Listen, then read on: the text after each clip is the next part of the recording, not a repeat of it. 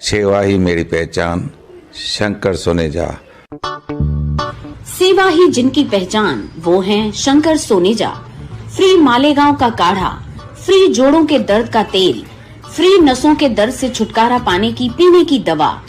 सेवा का लाभ उठाइए, सदैव आपकी सेवा के लिए हाजिर रहते हैं शंकर सोनेजा।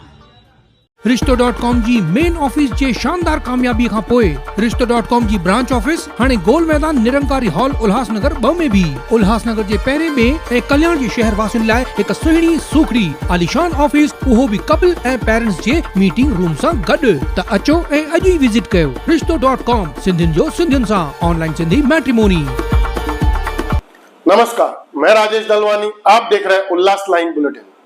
मैं खुद चाहता हूं कि जल्द से जल्द ये रास्ता बन जावे। जहाँ बीजेपी के व्यापारी नेता भी थे और उन्होंने भी कई सारी, आपका नाम तो नहीं लिया लेकिन पूर्व नगर सेवक बोलकर आप पर निशाना साधा गया है, तो आप क्या बोलोगे?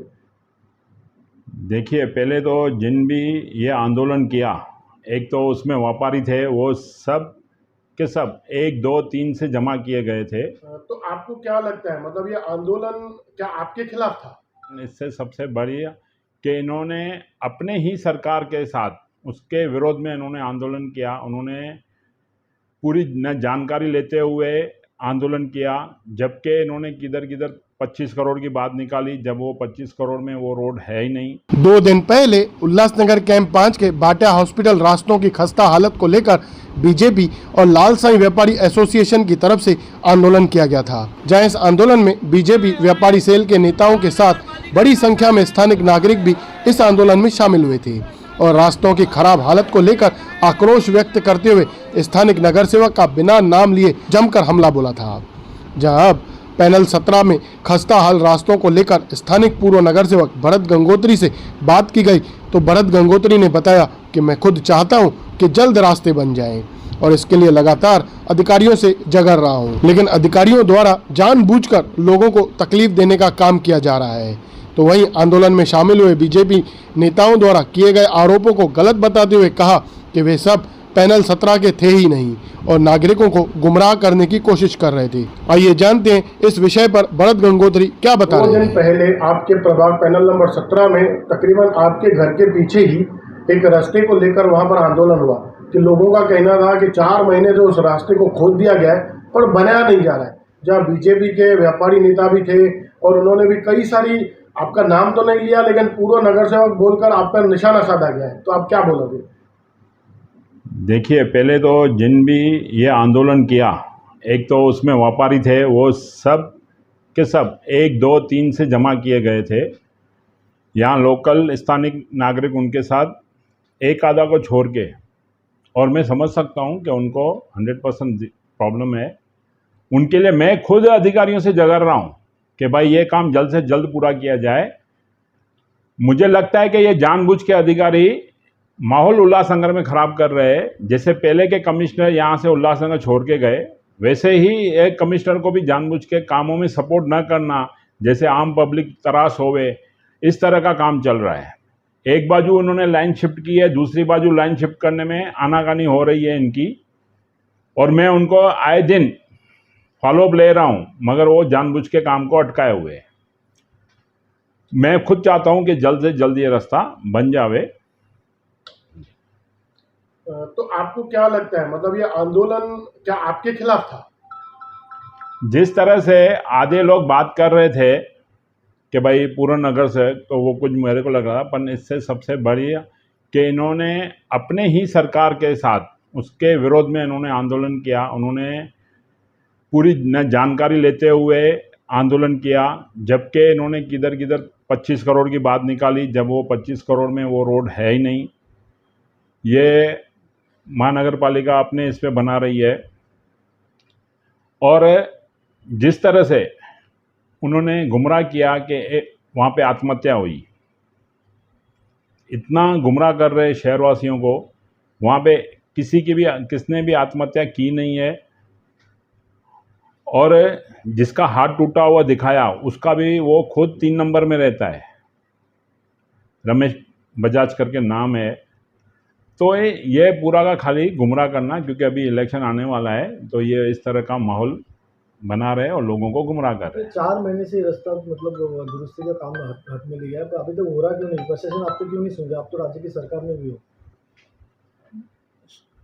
जिस तरह से पहले क्या था, इन लोगों ने गलत ढंग से पाइपलाइन डाली थी और रोड बनाने का काम चालू किया। तब मुझे जानकारी आई कि भाई ये पाइपलाइन के ऊपर ही रोड बना रहे हैं, तो मैंने ही बोला कि ये आगे जाके लोगों को दिक्कत होएगी, तब ये रोड के वापस से तोड़ना पड़ेगा।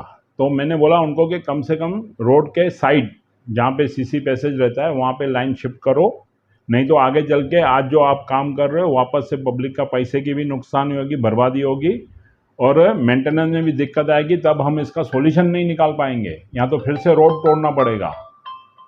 तो फिर उनको ध्यान में आया अधिकारियों का, हाँ ये बड़ी मिस्टेक हुई है, आज उनके कारण ये अटका हुआ है। एक बाजू उन्होंने लाइन शिफ्ट की है, दूसरे बाजू लाइन में को जाना का नहीं कर रहे थे, अभी उन्होंने डिसीजन लिया है वो भी शिफ्ट करेंगे और वो फिर रोड का काम चालू हो जाए। आपने 25 करोड़ रुपए की निधि की बात कही, आपने यह भी कहा कि यह रास्ता 25 करोड़ की निधि में नहीं आता, लेकिन इसके साथ में जो भाटिया हॉस्पिटल से 39 वाला रास्ता है, एक साइड बन चुका है लेकिन दूसरी साइड का रास्ता अभी भी नहीं बन रहा है। इसको लेकर भी आपके ऊपर बहुत सारे आरोप है कि इसमें भी आप भी अड़चन कर रहे हैं। अड़चन कौन सी है मुझे वो बताइए। रास्ता नहीं बन रहा है, मिट्टी उड़ रास्ता रही है, दुकानदार नहीं बन परेशान रहा है, है। उनका व्यापार खत्म हो गया है। कुछ इंक्रोचमेंट थी वहाँ पे जो हट नहीं रही थी, उसको अभी उन्होंने नोटिस दे के ऑफिशियली ढंग से हटा रहे हैं। जैसे ही उनका पीरियड ख़त्म हो जाएगा वो भी काम चालू हो जाएगा। दूसरा, जो भाटिया पे अंडरग्राउंड ड्रेनेज लाइन पेंडिंग था, जिसके कारण वो रोड का काम चालू नहीं हो रहा था, वो अभी 4 दिन पहले ही उन लोगों ने ख़त्म की है। अभी वो रोड भी चालू हो जाएगा, अगले हफ्ते में ही चालू होने वाला है। तो आखिर ये सारे काम जो आपके घर के पीछे वाला रास्ता है गार्डन की तरफ जाने वाला और ये 39 सेक्शन भाटिया हॉस्पिटल वाला रास्ता, ये आखिर बन कभी पाएंगे? क्योंकि उस रास्ते को 2 साल हो गए और वो लोगों का आरोप था कि 4 महीने से खुदा हुआ है। देखो, भाटिया का 4 महीना नहीं 2 महीना हुआ है, और जो 39 का रास्ता है एक बाजू बन गया, एक बाजू लोगों ने अच्छा सहकार करके फटक से इंक्रोचमेंट हटा के ली। दूसरे साइड से नहीं हटने के कारण प्रशासन ने अभी उनको नोटिस दिया है। और दूसरा, अंडरग्राउंड ड्रेनेज जो मेन आश्रम है हमारा स्वामी शांति प्रकाश वालों का, वहाँ से लेके भाटिया तलक 80 मीटर तलक कुछ अंडरग्राउंड लाइन डाली नहीं गई थी, जिसके लिए बार बार उसके लिए कम से कम प्रशासन के साथ 10 बार मीटिंग हो चुकी थी।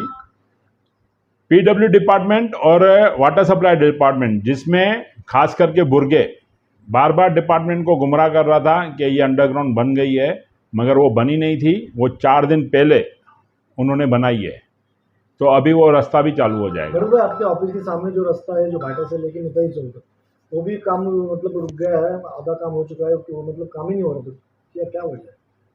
ये MMRDA वालों का रोड है,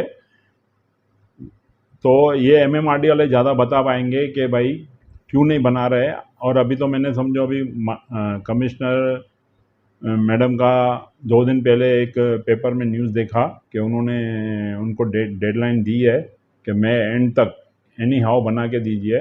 और नेताजी से लेके स्वामी शांति प्रकाश तक यहाँ पे इतने लोग तरस है कि वहाँ पे एक 5 मिनट कोई रुक नहीं पाता है। इतनी डस्ट और मट्टी लोगों में आती है, जिसके कारण वहाँ पे जितने भी रहवासी है ना, उनके घरों में कोई ना कोई आज बीमार है। हम आयुक्त साहब को रिक्वेस्ट करेंगे कि दूसरे काम रुका के पहले सबसे ज़्यादा पहले इस रोड को पूरा किया जाए, क्योंकि सबसे ज़्यादा टाइम हो गया है इस रोड को ख़राब हुए। भरत भाई, आपको रोडमैन करके कहा गया था, संबोधित किया जा रहा था जब आप 25 करोड़ की निधि लाए थे। अभी कुछ समय से इन्हीं रास्तों को लेकर आपका नाम खराब किया जा रहा है, तो इन बातों को कैसे देखते हो? अपने शहरवासियों को, अपने पैनल वासियों को, अपने वोटरों को इसमें क्या कहोगे? देखिए, लोग उनके पीछे पड़ते हैं जो लोग काम करते हैं, निकम्मे लोगों के पीछे तो कोई जाता नहीं है। तो आप समझदार हो, शहरवासी भी समझदार हैं, मुझे ज़्यादा बोलने की ज़रूरत नहीं। उल्लास लाइन बुलेटिन को सब्सक्राइब करें, बेल आइकॉन दबाएं और देखिए उल्लास लाइन बुलेटिन की न्यूज़ सबसे पहले आपके मोबाइल पर।